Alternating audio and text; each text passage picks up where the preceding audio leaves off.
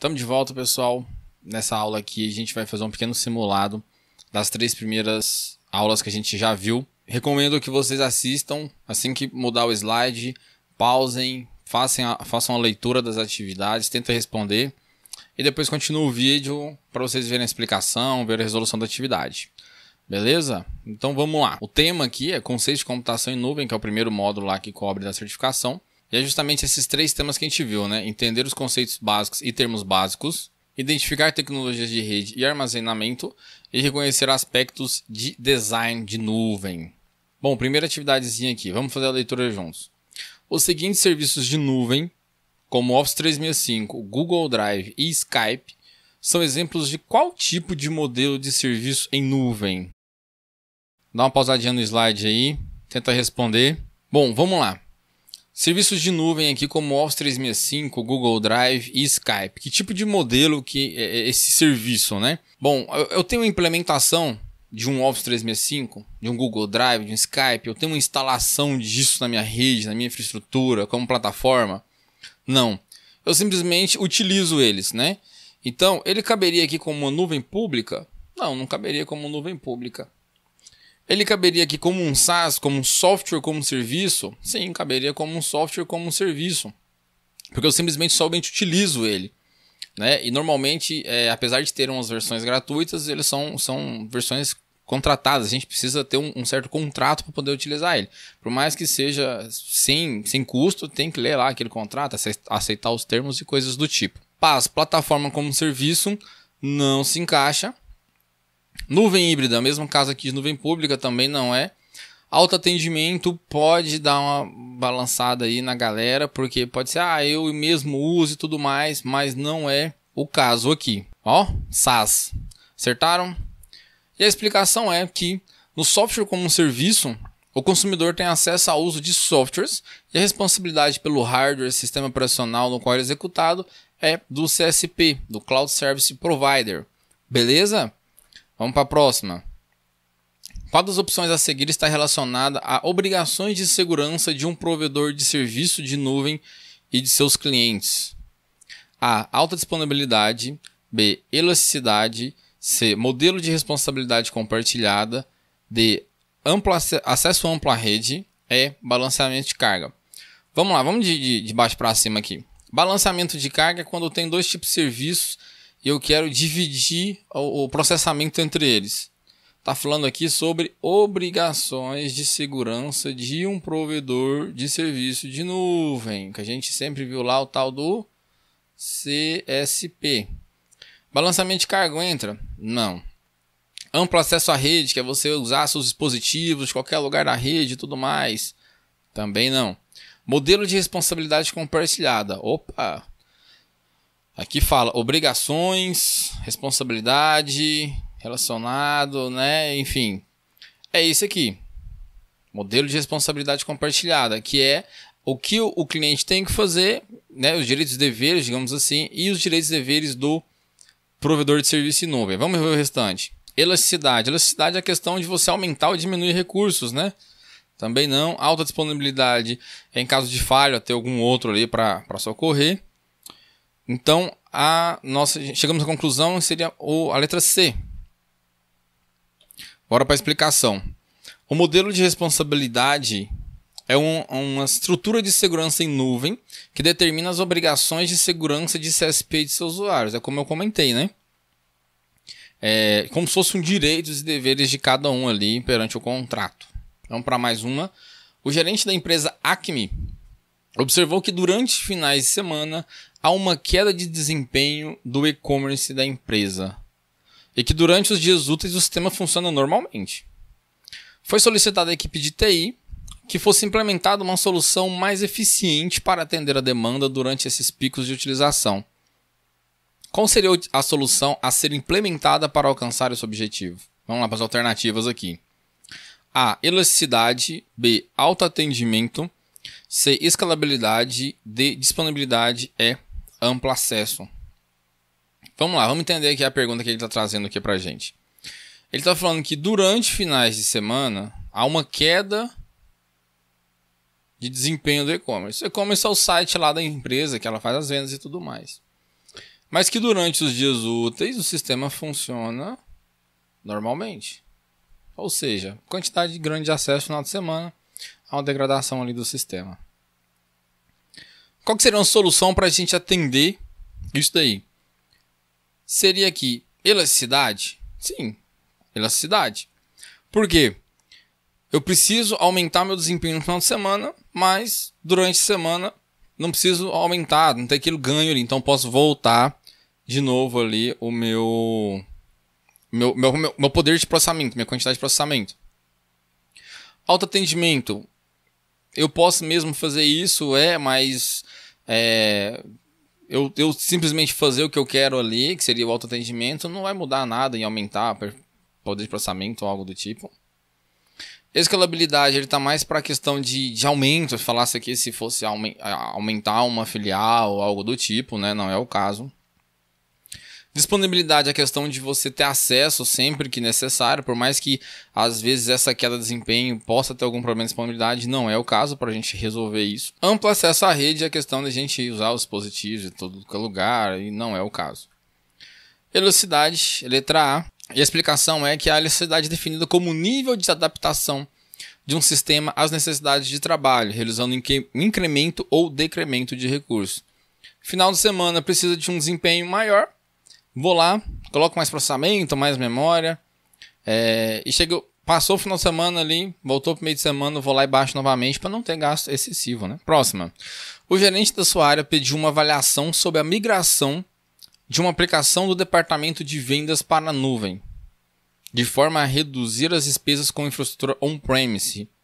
Lembra isso? Infraestrutura on-premise, data center local, coisa do tipo.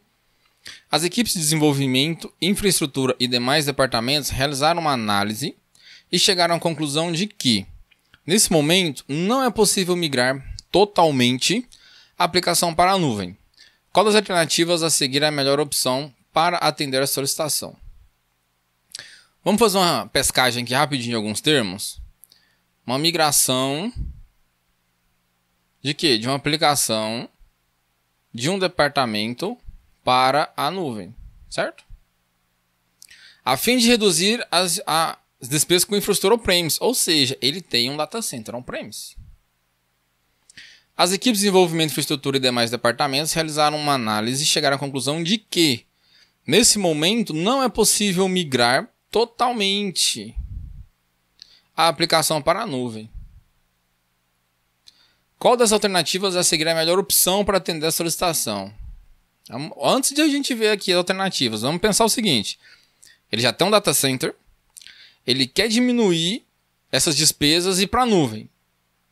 Beleza. Mas não tem como ele migrar totalmente. Que tipo de implementação que eu utilizo? Nuvem privada, nuvem comunitária, nuvem híbrida, nuvem pública, nuvem mista. Pô, professor, sacaneou nessa aí, hein? Nuvem mista, que nem tem, né? Nuvem pública. Opa, ele tem um on-premise e ele disse aqui que não vai dar para migrar totalmente. Então ele quer continuar com on-premise. Se ele quer continuar com on-premise e quer migrar para a nuvem, nuvem híbrida. Precisa discutir mais essa questão? A nuvem híbrida é um modelo de implementação de computação em nuvem que utiliza o melhor dos dois mundos, estrutura on-premise e nuvem pública ou nuvem privada. Ô, professor, mas e aí? Tem nuvem pública lá e tudo mais. Tem, beleza. Mas poderia ser essa questão aqui? Não, por quê? Porque ele fala que ele quer diminuir as despesas com on-premise. Não fala que ele quer largar. E aqui ele fala que não dá para migrar totalmente, então ele vai aumentar as duas. Próxima. É uma migração de serviço de infraestrutura do data center on-premise para a nuvem, a fim de se utilizar um serviço acessível pela internet e que forneça recursos de servidores, armazenamento e virtualização. Seleciona a melhor opção para alcançar esse objetivo. SaaS, IaaS, PaaS, DBaaS e CrossaaS ou XaaS, como queiram. Bom, vamos lá. Ele quer um serviço acessível pela internet, trazendo aqui aquela ideia de amplo acesso à rede e tudo mais. E que forneça recursos de servidores, armazenamento e virtualização. SaaS é o quê? Software como serviço. Ele fala software aqui? Não. IaaS é infraestrutura como serviço. O que é infraestrutura? Servidor, armazenamento, virtualização. Opa! Então essa aqui pode ser. PaaS é plataforma. Ele fala alguma coisa aqui de desenvolvimento, banco de dados? Não fala. DBA as a Service, banco de dados como serviço. A gente não chegou a ver isso aqui, mas talvez daria para ter aqui uma interpretação. Também ele não fala de banco de dados, fala de servidores, não é o caso. E XaaS como serviço, tudo como serviço. Está muito abrangente, né? Então seria aqui o IaaS. E a explicação é que a IaaS é um modelo de serviço de nuvem que oferece agilidade para provisionamento de servidores de forma rápida e fácil. Bora para a próxima aqui. Os desenvolvedores de uma organização usam o Google App Engine para criar aplicativos usando Java. Considerando os modelos de serviço em nuvem, determine qual modelo a organização está utilizando.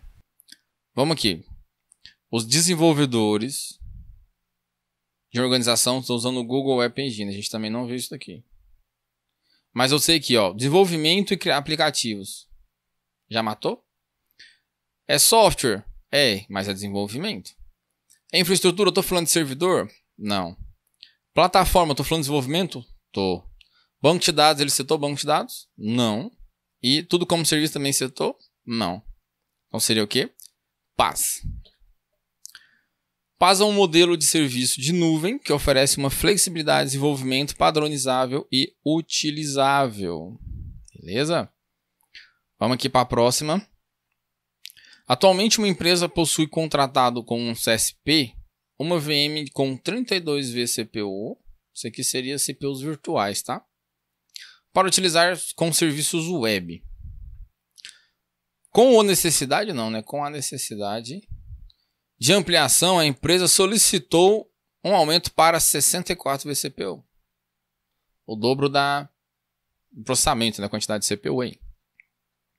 Considerando os aspectos de design de nuvem, qual das alternativas a organização está solicitando?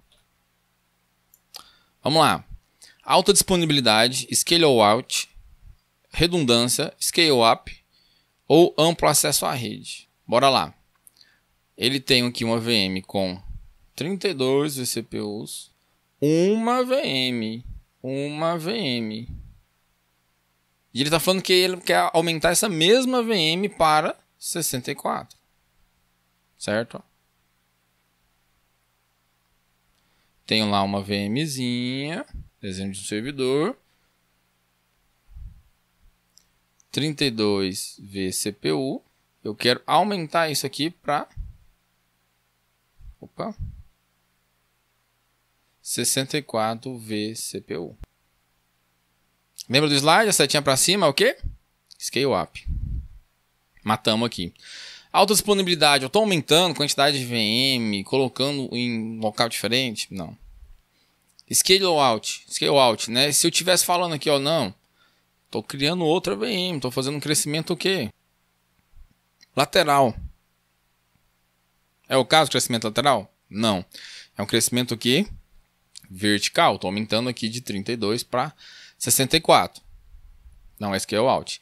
Redundância. Estou criando uma outra para caso essa aqui falhar, a outra assumir. Não.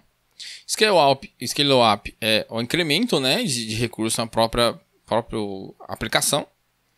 Amplo acesso à rede também não, porque eu não estou falando nada de dispositivos, fazer esse acesso de rede, coisas do tipo.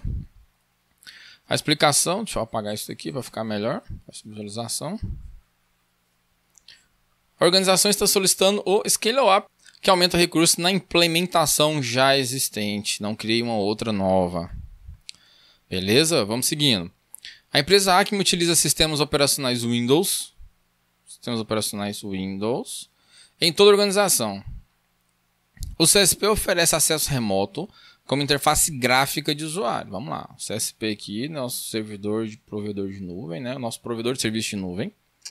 Oferece acesso remoto acesso remoto como interface gráfica do usuário, aquela famosa o quê? GUI. Qual forma de acesso remoto oferecido seria a melhor opção? Bora aqui para as alternativas.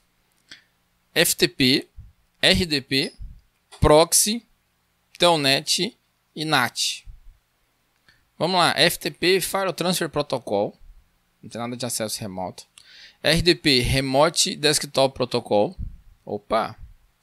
Que a gente utiliza aqui para fazer o quê? Acesso remoto em Windows. Até agora acho que está mais certo.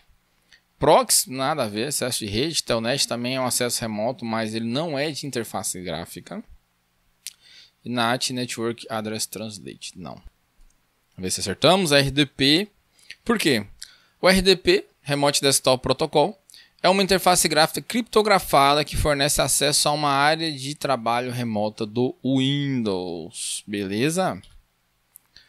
Vamos seguindo aqui. Qual das seguintes alternativas descreve o conceito de RTO para restaurar a operação dos servidores? Garante que os dados no servidor restaurado estejam atualizados, né, faltou um Szinho aqui, dentro de uma determinada janela de tempo. B. Reduz a quantidade de perda de dados que pode ocorrer no evento de uma falha do servidor. C. Garante que o servidor restaurado esteja disponível e operando dentro de um determinado período de tempo. D. Reduz a quantidade de tempo que um servidor específico está indisponível offline. E E. Garante que a perda de dados do servidor seja mínima no caso de ocorrência de falha de servidor. E aí? Vamos relembrar o que significa esse RTO aqui, ó. Ele é o quê? Recovery. O T de quê? Time Objective, né? Objective.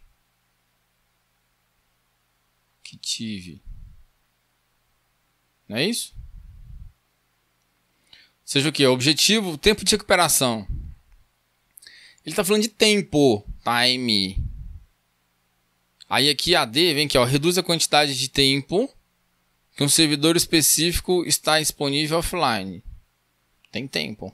Mas ele está falando aqui de reduzir a quantidade. Faz sentido para vocês? Vamos ver que a E. Garante que a perda de dados seja mínima. Ele está falando de tempo? Não está falando de tempo, não. Garante que a perda de dados no servidor seja mínima no caso de ocorrência de falha de servidor? Não. Vamos ver aqui. A B também fala de perda de tempo. Reduz a quantidade de perda de dados que pode ocorrer. Não, tá fora. Não está falando de perda de dados, não. Estou falando de tempo. Time. Garante que os dados do servidor sejam restaurados e estejam atualizados. Atualizado, não. Ele fala tempo aqui, mas atualizado não. Atualizado não. E a C garante que o servidor restaurado esteja disponível e operando dentro de um determinado período de tempo. Opa, aqui fala de tempo. É que mais faz sentido, né? Porque ele fala aqui de restaurar. Então o servidor seja restaurado disponível, não está falando atualizado igual a A. E operando dentro de um determinado período de tempo. E a explicação disso é que o RTO é a rapidez com que a recuperação precisa ocorrer para manter a continuidade dos negócios, né? Ah, meu data center aqui, minha solução de nuvem, meu serviço, ele pode ficar fora somente 4 horas. Esse seria o recovery time, em caso de incidente, né? Então tem que implementar ações ali para que esse tempo não seja excedido. Obviamente, depende de recursos, né? Financeiros. Um gerente de TI requisitou a criação de um plano a ser utilizado em caso de qualquer incidente que possa afetar os negócios da empresa. Qual alternativa pode atingir tal objetivo? Balanceamento de carga, recuperação de desastres, backup em hot storage, servidores virtualizados e dispersamento físico dos servidores. Vamos lá. Criação de um plano a ser utilizado em caso de qualquer incidente. Balanceamento de carga. Tem alguma coisa a ver com incidente? Dividir recurso computacional? Não. Recuperação de desastres. Incidente, desastres, faz sentido, né? Backup em hot storage. Acesso de dados, backup, não. Servidores virtualizados, também não faz muito sentido. Dispersamento físico dos servidores. Plano de incidente.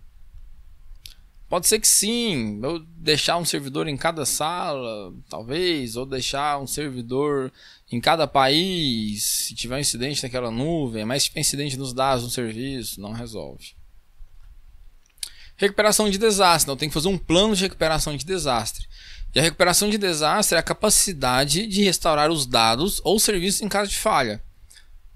Backup pode ajudar? Pode. Servidores virtualizados aqui pode ajudar? Pode. Mas isso tudo vai fazer parte do plano de recuperação de desastres.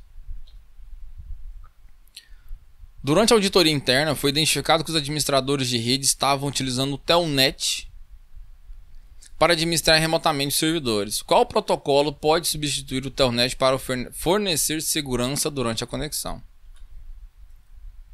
DS, SSH, TFTP, HTTPS, DHCP. DS é um tipo de criptografia, é um acesso remoto? Não. SSH é um serviço remoto? É. Um serviço remoto. E é seguro? É. Fornecer segurança durante a conexão. TFTP, Trivial FTP File Transfer Protocol? Não.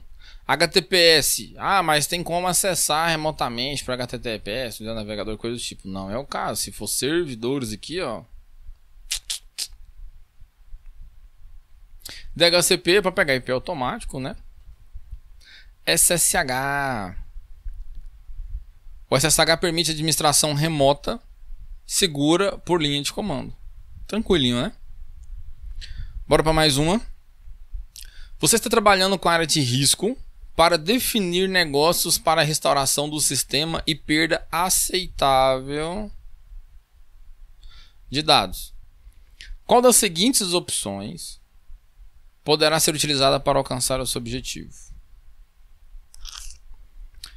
RPO, RTO, MTTR, MTBF, TTL. Primeiramente, a gente já sai cortando isso aqui, tudo que a gente não viu nada disso, né? E aí é o seguinte, ficamos em dúvida aqui entre RPO e RTO. Você está trabalhando com a área de risco para definir negócios para restauração do sistema e perda aceitável de dados. Quais das seguintes opções poderá ser utilizada para alcançar esse objetivo? Ele está falando aqui o seguinte, o quê? Perda aceitável. Ele está falando de tempo? Não falou de tempo. RTO é tempo, não é? Recovery Time. E RPO Recovery Point. É isso? Então matamos aqui, ó. RPO. Já acertamos? Acertamos.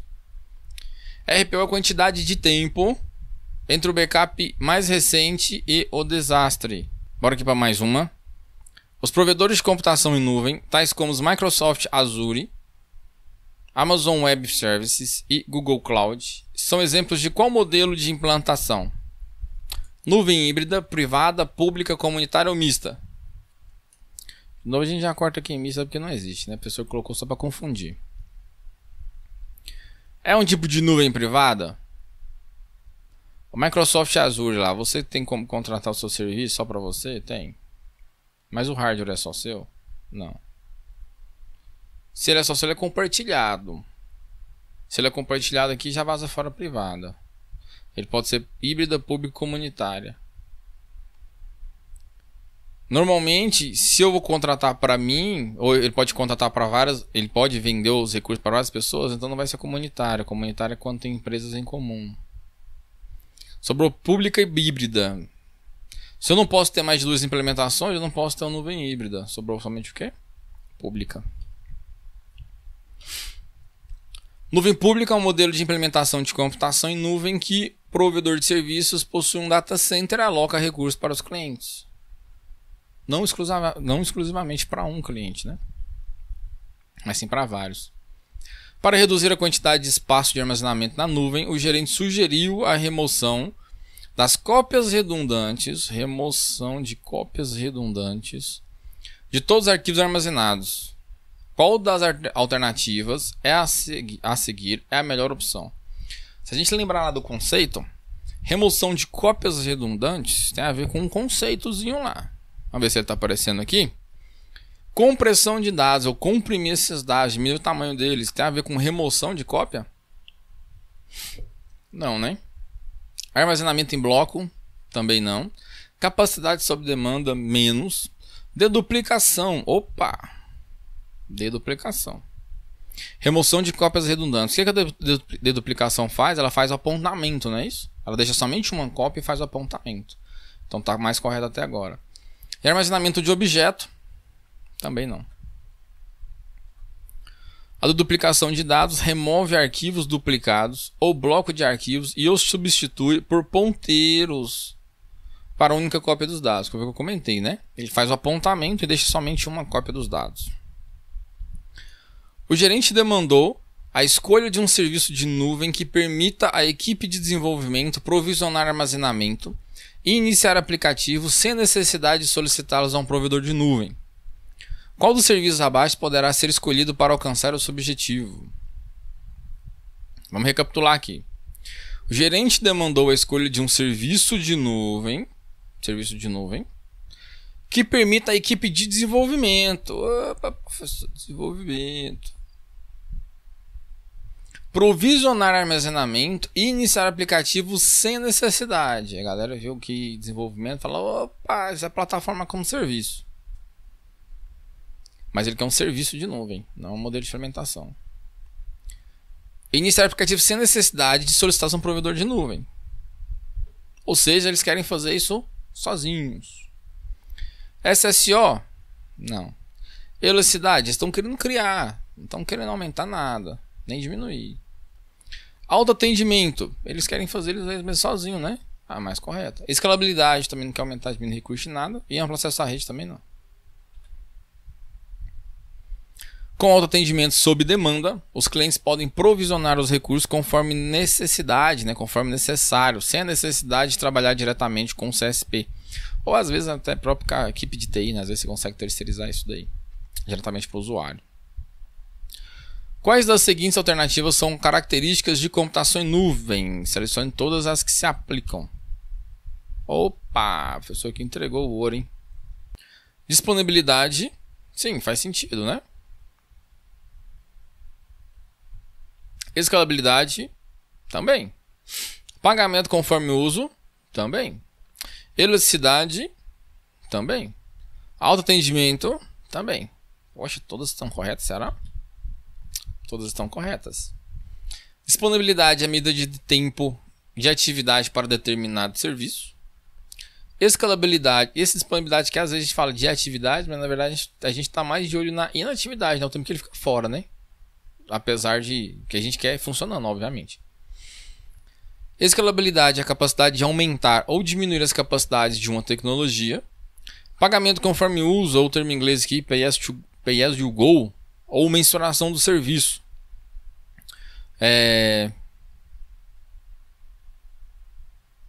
Faltou conceituação aqui, né, do pagamento conforme o uso, né? O pagamento conforme o uso é você pagar o que você está usando, né?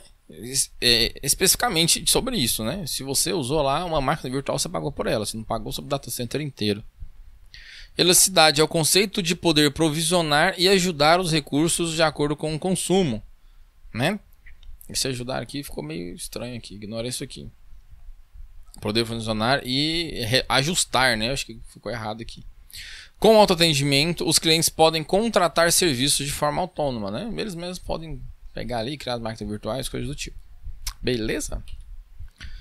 Um gerente está contratando um novo serviço em nuvem. Ele está preocupado com o acesso à nuvem de diferentes sistemas operacionais, como Windows, macOS e Android. Qual das opções abaixo traz a melhor resposta? Os recursos estarão disponíveis para todos os sistemas operacionais por meio de amplo acesso à rede. Faz sentido, faz sentido. Vamos marcar ela aqui. Os recursos estarão disponíveis apenas para os sistemas operacionais Windows e macOS via autoatendimento. Autoatendimento não faz muito sentido. Serviço de autoatendimento é a pessoa utilizar, contratar por conta própria. Os recursos estarão disponíveis apenas para os sistemas operacionais Windows por meio do amplo acesso à rede. Por que somente para o Windows? Também não faz muito sentido, não. Os recursos estarão disponíveis para todos os sistemas operacionais Windows por meio do amplo acesso à rede. Está duplicado, né? AD aqui com AC. Os recursos estarão disponíveis somente...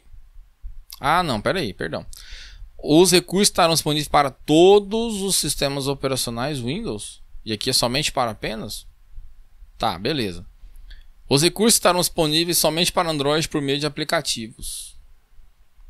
Nem faz sentido, né? Letra A. O amplo acesso à rede tem como premissa a disponibilidade em toda a rede de clientes comumente disponíveis. Não é um serviço de nuvem que vai limitar essa questão de acesso de usuário, não, de sistema operacional. Se a aplicação que está utilizando lá, pode ser que ela rode em um, rode no outro, mas não é a nuvem que vai definir isso daí. A forma de implementação que vai definir. Você precisa implementar uma solução em nuvem para tornar a configuração da rede mais eficiente. Configuração da rede mais eficiente em uma solução de quê? De nuvem. Além de melhorar seu desempenho e monitoramento. Qual dessas soluções pode ser utilizada para alcançar esse objetivo? CSP? É o próprio servidor de serviço de nuvem? Não, né? NDS, SDN. Opa, SDN aí lembra alguma coisa, né? SDS, PSC, parece nome de partido, né? SDN, né, pessoal? Opa. O que é o SDN mesmo? Software Defined Networking. Auxilia na administração das redes tradicionais, tornando mais dinâmica e flexível, centralizando a configuração dos dispositivos de rede. Lembraram, hein? Aqui quando ele vem com tornar a configuração da rede mais eficiente, em uma solução de nuvem a gente pode utilizar SDN, né? A gente centraliza essa configuração, parte de monitoramento, facilita muito a vida dos administradores. Vamos mais uma. O seu gerente solicitou que você garanta que o novo portal da empresa seja publicado na nuvem. Perfeito. E que seja preparado para não sofrer interrupções, ou seja, ele não quer que caia de jeito maneira. Qual estratégia de implementação deve ser adotada? Redundância, elasticidade, autoatendimento, responsabilidade compartilhada e balanceamento de carga. Vamos lá. Autoatendimento. Você mesmo que vai fazer o portal ali, você mesmo está criando tudo mais, pode ser? Pode. Isso vai fazer não sofrer interrupções? Não. Responsabilidade compartilhada. Você dividir a responsabilidade entre provedor de serviço. Também não faz muito sentido. Você fazer um balanceamento de carga vai ajudar a não sofrer interrupções? Não. Você vai dividir o processamento, mas não vai dividir, não vai alterar a questão de interrupções. Redundância. Opa. Redundância é o quê? Quando eu tenho lá uma VMzinha, eu crio uma outra, porque se essa aqui parar, essa outra aqui assume. Esse tipo de implementação pode ser utilizado para não sofrer interrupções? Pode. Elasticidade é questão de aumentar e diminuir o desempenho. Não é o caso. Redundância, e por quê? Porque redundância é ter mais de um recurso a fim de evitar um único ponto de falha. Bem tranquilo, né? Vamos seguindo. Considerando a disponibilização de serviço de streaming da empresa Acme, que está presente em toda a América e Europa, para obter o melhor desempenho de entrega de conteúdo. Eita, pessoal, já dá para matar, né? Entrega de conteúdo, vários países, serviço de streaming. Qual das alternativas melhor atende a necessidade, né? DNS é questão de resolução de nomes, né? Não é. CDN, opa! O que é um CDN mesmo lá? Quem lembra? A gente estudou isso aqui, essa siglazinha, né? SDS não. SDN não, que é questão de configuração de rede, não, né? Replicação de servidores. Ah, professor, pode ser replicar, colocar um servidor lá e tudo mais. Pode ser, mas aqui, ó. Melhor desempenho de entrega de conteúdo. Melhor desempenho de entrega de conteúdo. Replicação de servidores? Não. CDN. Content Delivery Network. Entrega os dados de forma descentralizada a fim de aumentar o desempenho e diminuir o tráfego em longas distâncias. Por que diminuir o tráfego em longas distâncias? Imagina comigo o seguinte, que o seu provedor de internet aí, na sua casa, na sua região, ele tem acesso a um CDN. Ao invés do filmezinho que você assiste aí por streaming, ele tem que ir lá no servidor, em outro país, ele busca do CDN. Tá em cache isso aí. Então o que acontece? O tráfego dele, a banda para ele para fora, para outro ponto de presença, não precisa ser tão grande. Porque a maioria dos acessos que tem nos clientes deles ele vai puxar do CDN, ou seja, vai ser rede local. Ou às vezes de uma rede mais próxima. Né? Isso economiza tráfego de banda aí na internet como um todo. Né? Vamos seguindo. A empresa Acme deseja utilizar uma computação em nuvem que tem uma arquitetura proprietária. Qual das alternativas se adequa à necessidade apresentada? E aí? Nuvem comunitária, nuvem pública, nuvem privada, nuvem híbrida e nuvem mista. De novo, professor, nuvem mista. Não cai nessa mais não. Arquitetura proprietária, ou seja, que somente ela é dona. Já matamos? Se ela só é dona, ela vai dividir com alguém? Não, então vaza fora. Comunitária e pública, certo? Sobrou o que? Privada e híbrida. Híbrida precisa de mais de uma implementação.